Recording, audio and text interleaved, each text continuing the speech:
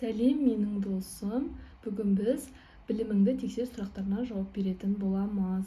7 сыныптың 33-ші беттегі сұрақтарда жауап беретін боламыз. Бірінші, заттардың қандай агрегаттық күйлері болады? 3 агрегаттық күйі бар.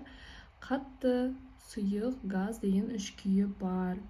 Келесі, 3 бағаннан тұратын қатты, сұйық, газ тәрізді зат кесте құрастырып дейді. Мысалдар келтіру керек. Ең қарапайым мысал біз білетін су. Су бізде сұйық болады. Оның қатты күйі мұз. Газ күйінде ол буланады екен. Үшінші сұрақ. Судың термостағы температурасы 0 градус. Егер оған осы температурадағы мұз кесегін салса, мұз ериме ме дейді. Мұз ерімейді, өйткені екеуінің температурасы бірдей. Сондықтан да мұз өзінің мұз күйін сақтайды екен. Төртінші сұрақ. Су 120 градус температурада сұйық бола ала ма дейді. 120 градуста сұйық емес, бұл кезде газ тәріздес болып кетеді. Өйткені су қайнап өте жоғары. Негізінен қайнау температурасы 100 болатын болса, 120 болып кетсе, онда бұл жерде су емес, газ болып кетеді бізде. Яғни сұйықтан газ күйіне ауысып кетеді екен. Яғни 120 градуста сұйық бола алмайды. Келесі 5-ші сұрақ. Мұнай және мұнай өнімдерін сақтайтын резервуарда газ шығатын клапан болады. Резервуарларда газ қайдан пайда болады дейді. Бұл жерде мұнай және мұнай өнімдері туралы айтылған екен. Мұнай сұйық зат болатын болса, ол әртүрлі факторлардың әсерінен газға айналып буланады екен. Яғни бұл жерде булану процесі арқылы бізге клапандарға газдар бөлініп отырады екен. Келесі 6-шы сұрақ. Мына процестер қалай аталады? Бірінші нұсқасы балқыған темір салқындап қатты затқа айналса, ол кристалдану болады екен. Келесі, жуынатын бөлмедегі шынының беті суланса, ол конденсациялану. Яғни газдан сұйық күйге ауысуды біз конденсациялану дейді екенбіз. Б варианты. Күн астындағы дымқыл киім кепті. Дымқыл киімде әрине сұйық күйде болады. Сұйықтан буға айналса, бізде булану болады екен процестің аты. В. Шөптің бетінде шық пайда болды дейді. Шөптің бетінде шық пайда болды, яғни қатты зат. Бұл бізде кристалдану болады екен. Яғни сұйықтан қатты затқа айналып отыр, шықтың өзі қатты болады, сондықтан да бізде ол кристалдану процесі болады екен. Мен айтылған барлық сөздерді міндетті түрде дәптеріңізге жазып алыңыз.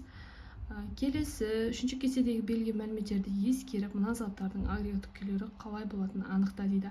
А варианты 38-20 градус кезінде газ күйінде болады екен. Ә варианты алюминий 1000 градуста сұйық күйде болады. Б варианты гелий минус 200 градуста газ күйінде болады. Келесі 8-ші сұрақ. Көлемі 400 мл суды өлшеп қыздырды. Процесс нәтижелері кестеде көрсетіледі. Уақыты температурасы берілген. 0, 2, 4, 6, 8, 10, 12, 14 уақыттар көрсетілген. Астында температуралары 20, 48, 69, 84, 95, 100, 100 деп айтылған. Осы кездегі келесі сұрақтың жалғасы. Яғни мына жерде достар график сіздеп тұр. Мына жаққа минуттарын белгілеп шықтым. Мына жаққа градустарын, 0, 2, 4, 6, 8, 10, 12, 14 минуттарда қалай өзгерді температурасы?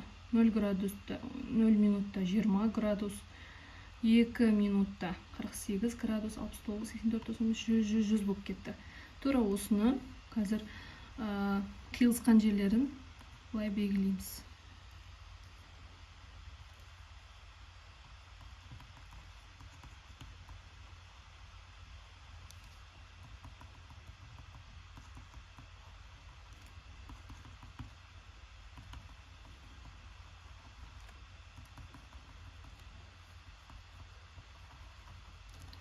Және осы пайда болған нүктелерді қосамыз.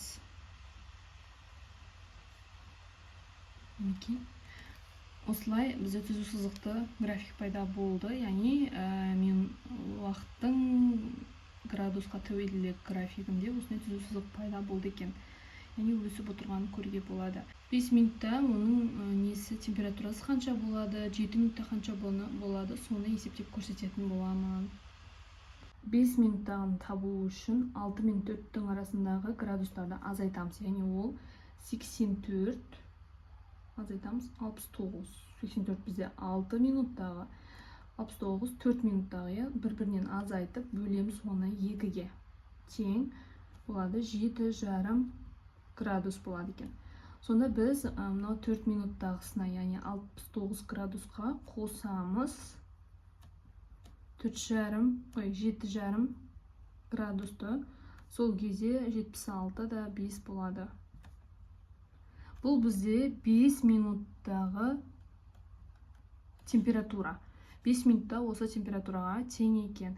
Келесі 7 минуттағында тура осылай есептейміз. Яғни 7-ні табу үшін бізге 8 мен 6 берілген. Сонда 8 минуттағы температураны, яғни 95-е, 95-тен азайтамыз 84. 84-ті бұл бізде 7-ні табу үшін, яғни 8-ден азайтамыз 6-дағы температураны бөлеміз 2-ге. Тең 95-84 азайтып бөлеміз 2-ге, 5-те 5 болады екен градус. Енді осы 84-ке қосамыз осы градуста. Бірден қоса салайын. 84-ке тең 89,5 градус болады екен. Яғни бұл бізде 7 минуттағы температурасы. 7 минутта 89,5 градусқа тең болады екен судың қайнау температурасы 7 минутта. Келесі үшінші сұрағына жауап бере кетейін. Егер 20 минут қыздырса, судың температурасы қанша болады дейді. 20 минут қыздырса да, неше минут қыздырса да, яғни оның температурасы өзгермейді, 100 градус болады екен. Алайда бізде есептің бастапқы шартында 400 мл су алып қыздыру керек деп тура өлшеніп айтылған екен. Яғни мүмкін, менімше оны 20 минут қыздырғанның өзінде ол су барлығы ұшып жоқ болып кететін де шығар. Я, достар, мен ойымша бұл жерде су қалмайды, өйткені 20 минут қыздырса 400 мл суда барлығы ұшып кететін сияқты. Алайда негізінде ішінде көптеу су болатын болса, қанша минут қыздырсақ та оның температурасы сол ең максималды температура 100 градусқа тең болады екен. Қанша минут қыздырсақ та ол ұшып кеткенше, яғни ішінде су қалмағанша 100 градуста сақтап тұрады екен. Білесіздер, өте көп қайнатқан жағдайда судың іші буланып, ұшып аспанға, ішінде шәйнегімізде су қалмайды. Ыдысымызда су қалмайды екен. Осыны да ескергендеріңіз дұрыс болар. Достар, егер осы видео пайдалы болған болса, менің каналыма жазылып алыңыздар, және лайк басуды ұмытпаңыздар.